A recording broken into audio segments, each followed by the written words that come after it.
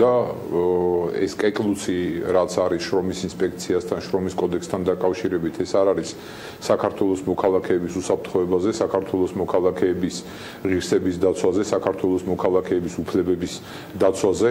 ჩვენ დასაქმებულებს გვაქვს მხოლოდ და მხოლოდ ვალდებულებები, უფლებები რაც შეეხება, ეს აქვს მთავრობას და დამსაქმებლებს. ჩემთვის მთავრობა და დამსაქმებლები ერთი და იგივეა. ის რომ ფურცელზე რაღაც შეიცვალა, რაღაც გაუმჯობეს და ეს არასახულა ადამიანების ცხოვრებაში და ძალიან კარგად იციან სახელმწიფოს წარმომადგენლობა ქალბატონელზეც რამდენად ეხება ეს ამბავი, არა რა თქმა უნდა, იმიტომ რომ მე ვიცი მისი შინაგანი განწყობები, მაგრამ მისი გადაწყვეტილებების ესე ვთქვათ მარგიქმედების კოეფიციენტი და შეხება გადაწყვეტილებებთან მეტად დაბალია, აქედან გამომდინარე მის შინაგანი განწყობებით რომ არ არის ჩამოყალიბებული შრომის ინსპექცია და შრომის უსაფრთხოების ნორმები ამ ქვეყანაში, ეს ფაქტია. რაც შეეხება იმ რისკებს, რომ დამსაქმებლები წუხდნენ იმაზე, რომ კიდევ ერთი კორუმპირებული ორგანო არ მიიღოთ. ვინ ზარალდებოდა იმ კორუმპირებული ორგანოთი, რომელიც 2006 წლამდე არსებობდა შრომის ინსპექციის სახით.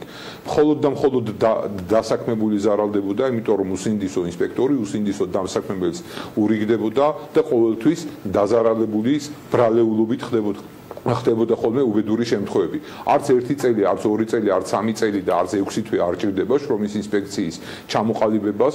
ზუსტად ვიცით, როგორი უნდა იყოს შრომის ინსპექცია, ზუსტად გვაქვს ეს გამოცდილება და ეს კომპეტენცია.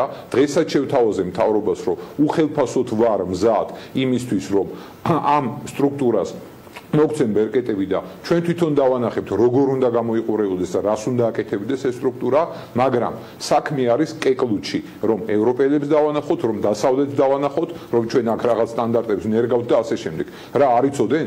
ზეგანაკვეთურთან დაკავშირებით, შრომის უსაფრთხოებასთან დაკავშირებით, ასოციაციის თავისუფლებასთან დაკავშირებით, დამცავი იმპლემენტაციის აღსრულების მექანიზმები რომ არ ახდა ამ ყველაფერს, მაგრამ ჩემზე უკეთესად იცოდენ, მაგრამ სურვილი არ არის. პოლიტიკური სურვილი არ არის. რატომ? იმიტომ რომ ნეოლიბერტანიანული იდეოლოგია ბიბლიაზე და ყველაფერზე წმინდაა იმ ადამიანებისთვის, ვინც ეკონომიკის დომინანტობას, ბიზნესის დიქტატს უზრუნველყოფენ ამ ქვეყანაში. ეს არის პარლამენტი, ეს არის მთავრობა, რომელიც წარმოადგენს ბიზნესის განუყოფილ ნაწილს, რაც აღნიშნა კიდევაც პარლამენტის თავმჯდომარემ კი გქონდა სხვა განცდები, როგორც შრომის ინსპექციასთან, ისე სოციალურ პრობლემებთან დაკავშირებით, მაგრამ კონსულტაცია რომ გავიარეთ ჩვენს ესე ვთქვათ დამსაქმებელ ბიზნესმენებთანო, მათ უარი თქვეს ამასთან დაკავშირებით ეხა რა საქართველოს მოქალაქეს რატო უნდა კითხონ, როგორი უნდა იყოს ეს. ზუსტად ვიცით ეს როგორი უნდა იყოს. აი მაგ თემაზე დაგიბრუნდებით, აქ ქალბატონ ელზას აქვს პატრა გამოხმაურება თქვენთან ამ კონკრეტულ საკითხებს ვარსდები ნეოლიბერტ